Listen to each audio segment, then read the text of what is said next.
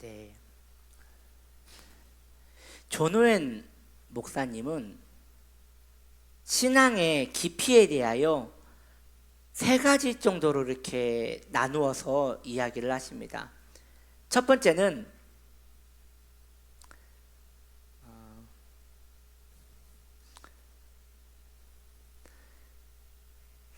설교할 땐 설교에만 집중을 해야 하는데 왜 우리 임미자 고사님의 머리가 참 이쁘구나 라는 생각이 들까요? 네, 죄송합니다. 다시 세 가지로 이야기를 하고 있는데 이것은 이제 예수를 믿은 다음에 구주로 영접한 다음에 이야기를 하는 거예요. 자연인의 상태가 아니라 주님을 영접한 후에 처음에 단계는 자신이 죄인인 줄 몰랐다가 죄라는 게 깨달아지는 단계라는 것이죠.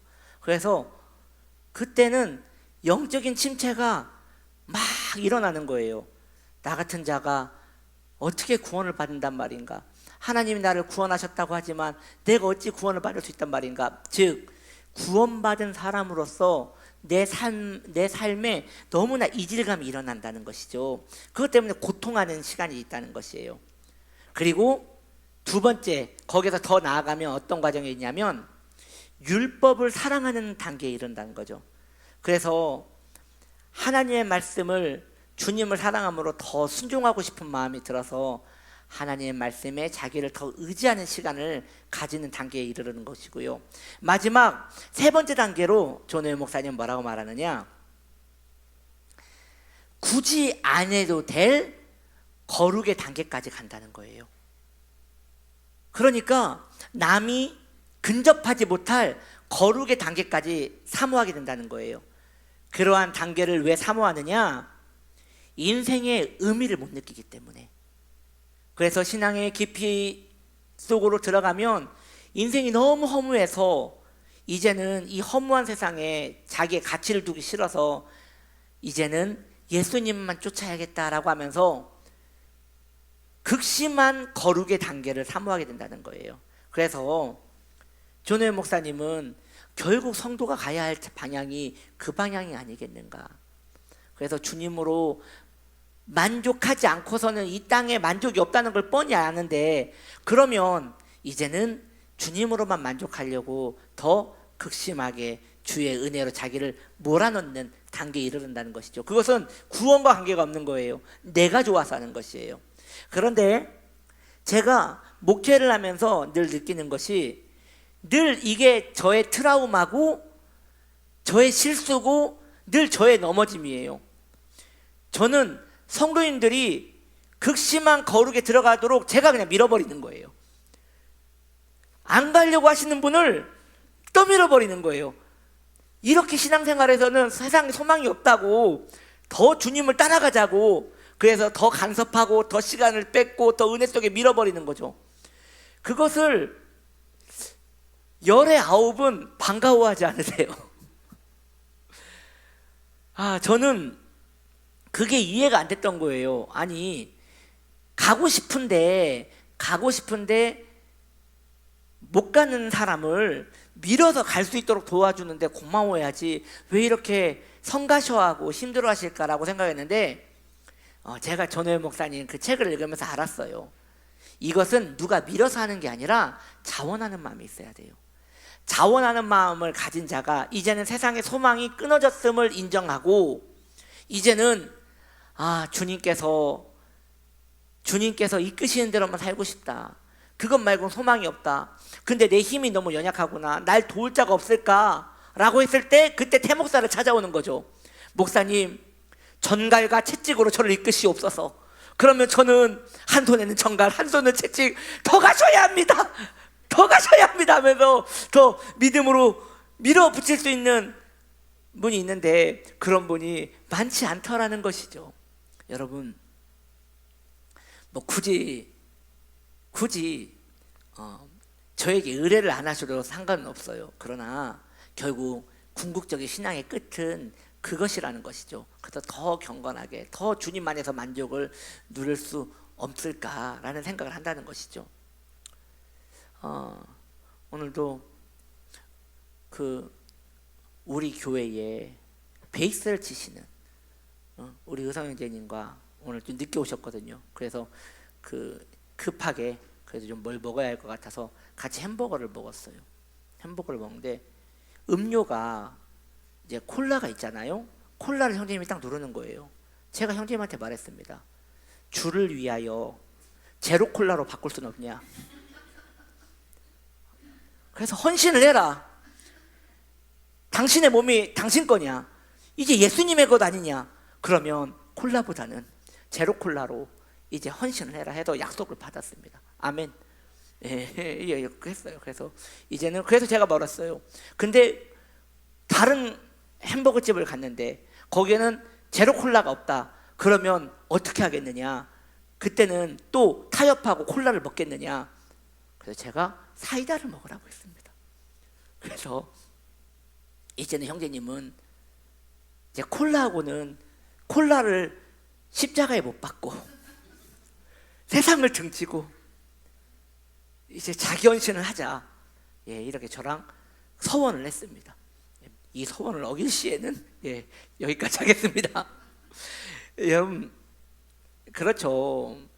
물론 형제님은 지금 저의 강제에 의하여 이제 콜라를 못 드시게 되었는데 그럼에도 불구하고 성도의 신앙의 개념에서도 주님께 매이는 것이 행복하게 느껴지는 그 단계가 있다는 것이에요. 저는 우리 성도님들이 다 그 단계에 이르기 원합니다. 그래서 이 세상에 너무 허무함과 고통스러움 때문에 허전해서 이제 주님한테 차라리 매이는 게 가장 낫겠다 해서 예수 믿는 자는, 신앙에 매인 자는 그의 정과 육을 십자가에 못 박는데 누가 못 박아주는 거예요? 내가 스스로 못 박는 거예요? 그렇습니다. 내가 스스로 가서 내가 못을 박는 거예요. 그렇게 주님께 헌신이 시작되는 것이죠. 오늘 다윗 연구입니다. 오늘 제목은 신앙의 내려감에 대하여 이야기를 하려 합니다. 본문 말씀은 사무엘상 25장 1절 말씀인데 사무엘이 죽음에 온 이스라엘 무리가 모여 그를 슬피 울며 라마 그의 집에서 그를 장사한지라.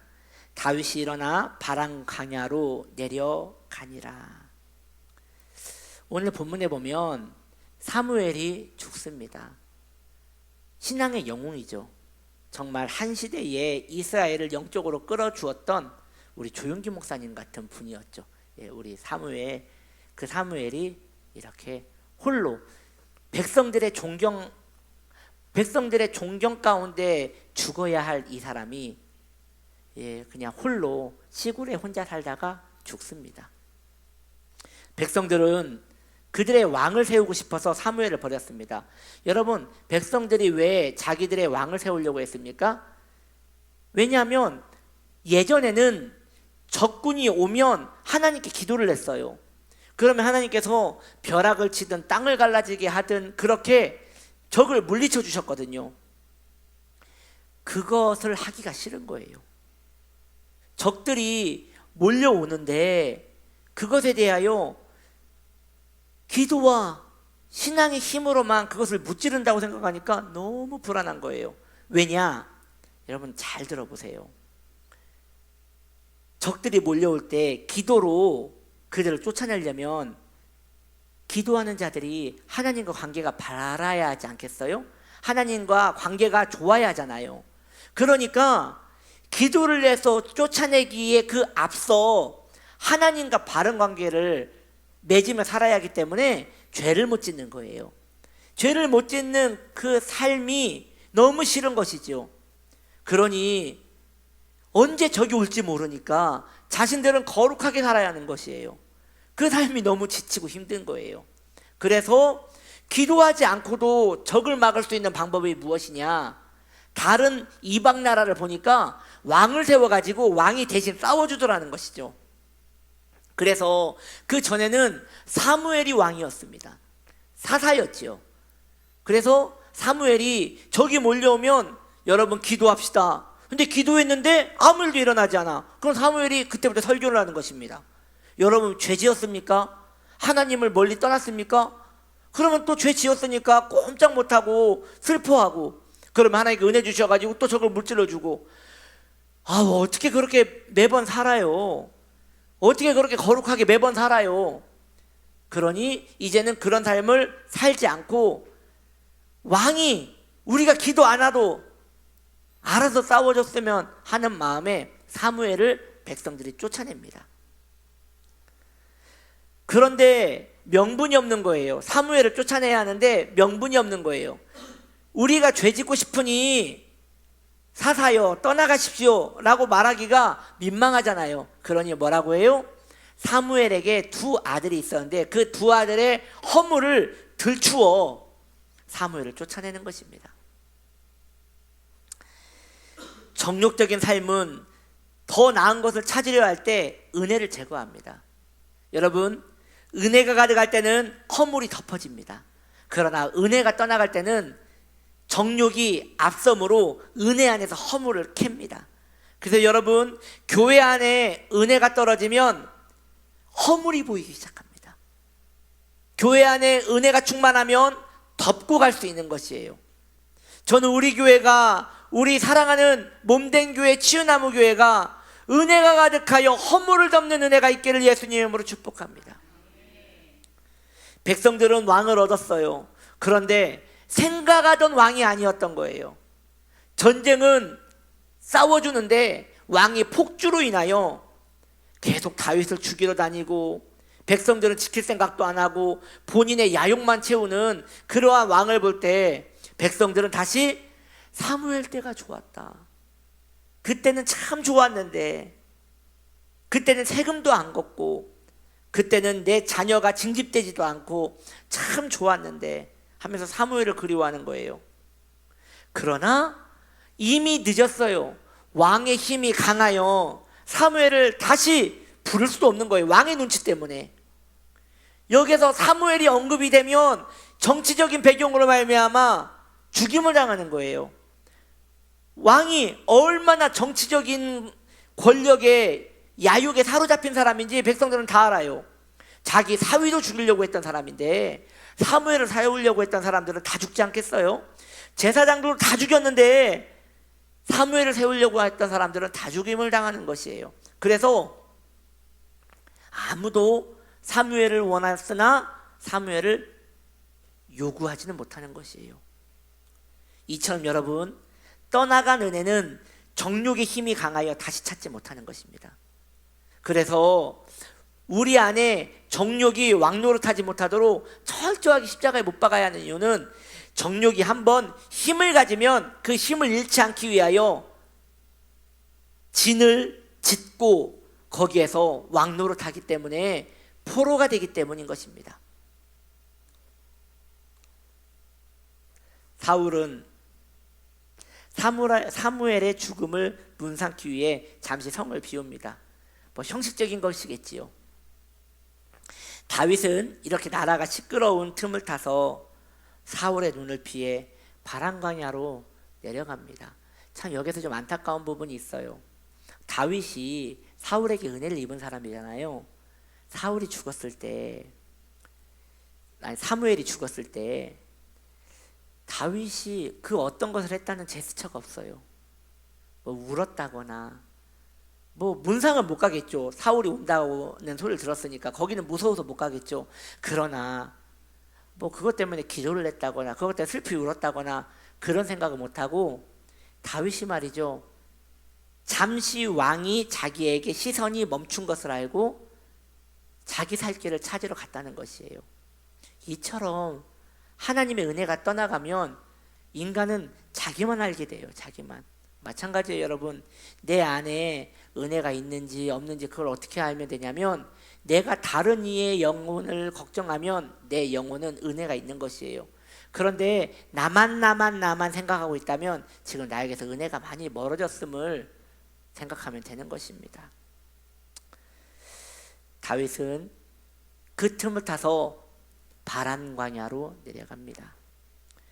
성경은 바람 광야로 어떻게 했다고요? 내려가니라. 이 불길한 예감을 우리에게 표현하고 있습니다. 다윗은 바람 광야에 내려가서 누구를 만납니까? 이제 그 나발을 만나는 거예요. 그 어리석은 자 바보 나발을 만나는 것이에요. 여러분 이제 잠깐 나발 이야기를 합시다. 여러분이요, 나발은 악한 자잖아요. 어리석은 자잖아요. 그의 이름 자체가 바보란 말이에요.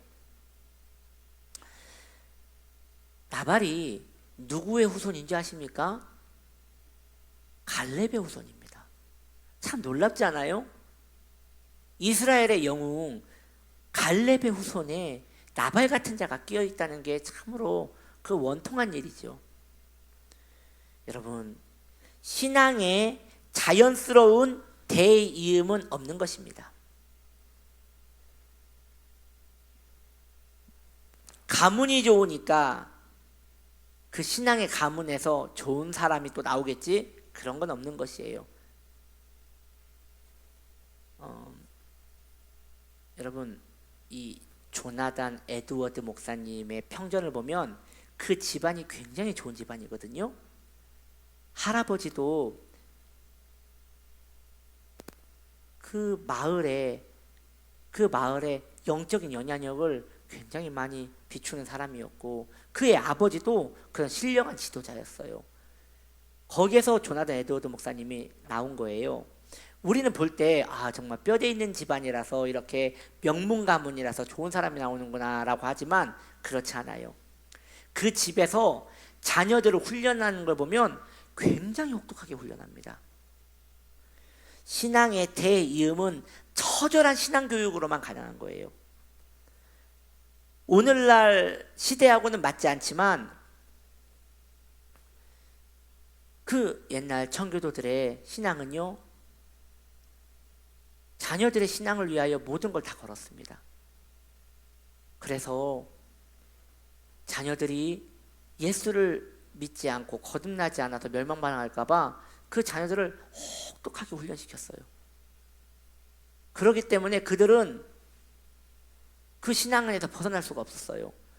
또 그 당시의 시대는 굉장히 가부장적이었거든요. 그래서 아버지와 어머니의 권위가 하늘과 같았어요. 죽을 때까지 말이죠.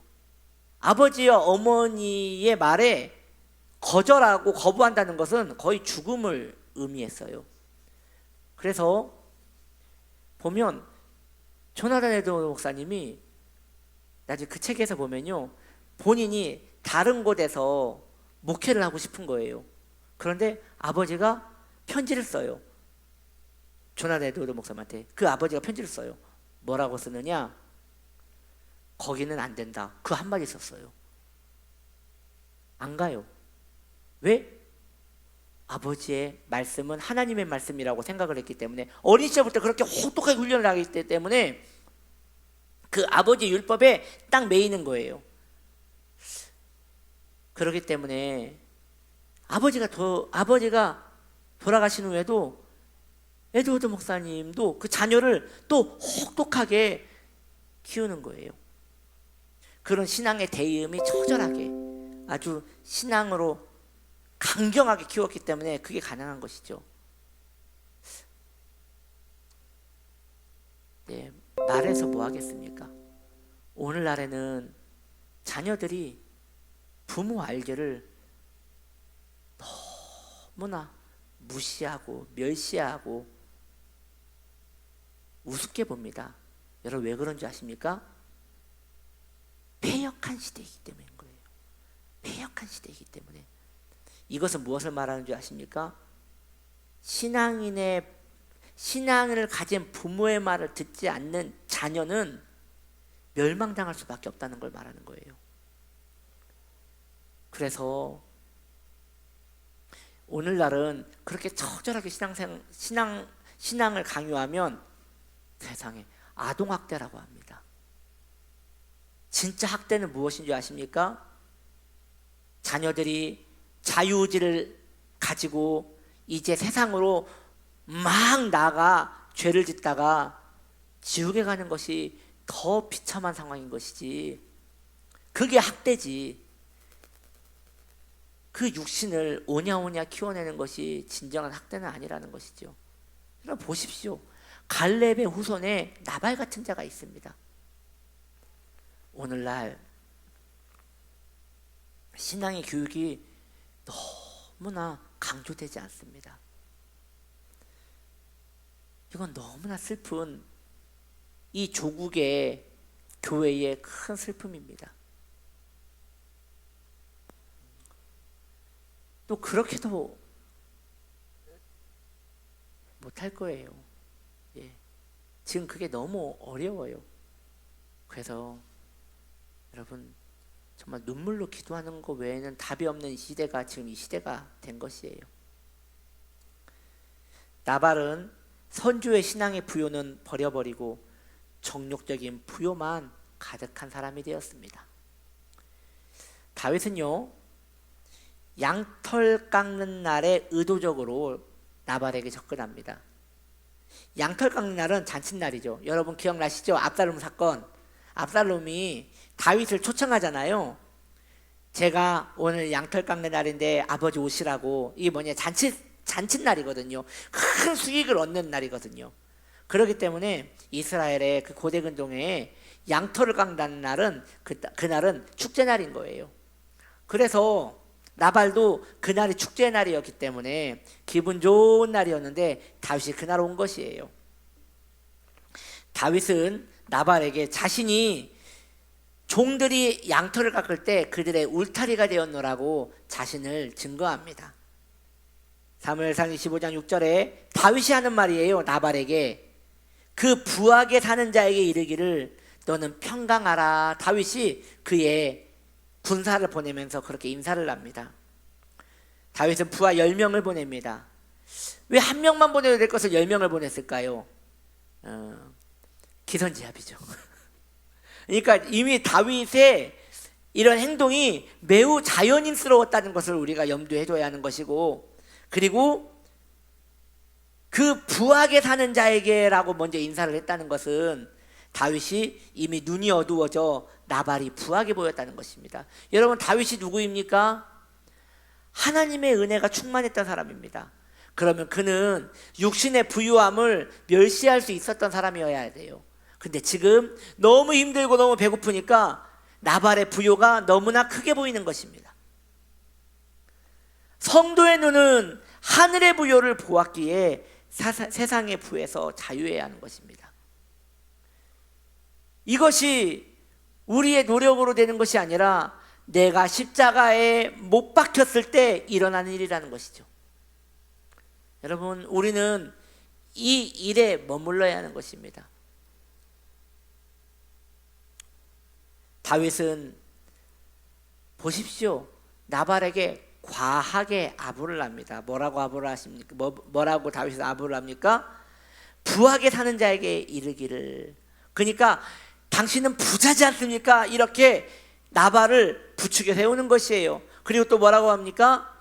당신의 아들 다윗이 청합니다. 언제 봤다고? 이래 다윗의 마음이 지금 너무 부요에 굶주려 있는 것을 보게 됩니다. 지금 성경은 다윗의 이런 영적 상태가 매우 좋지 않다는 것을 말하는 것이에요. 성도가 이 세상에 과하게 아첨할 때 수치를 당합니다. 겸손과 아첨을 구분할 수 있어야 해요. 여러분, 추해지면 아첨이고요, 품위를 지킬 수 있으면 그게 겸손이에요. 성도는 힘들수록 하나님의 영광을 생각하며 살아야 합니다. 그래서 성도의 기본적인 모습은 고상함이에요. 성도는 배고픔에 처절해지지 않아요. 성도는 이 세상의 부요에 부끄러워지지 않아요. 좀 없이 살아도, 조금 배고파도, 조금 아껴 써도 자신의 영혼의 고상함을 누리며 사는 것이 바로 성도의 삶인 것입니다. 그래서 여러분, 성도가 예수 만난 사람이 가장 중요하게 생각하는 것은 무엇인 줄 아십니까? 자족입니다. 자족.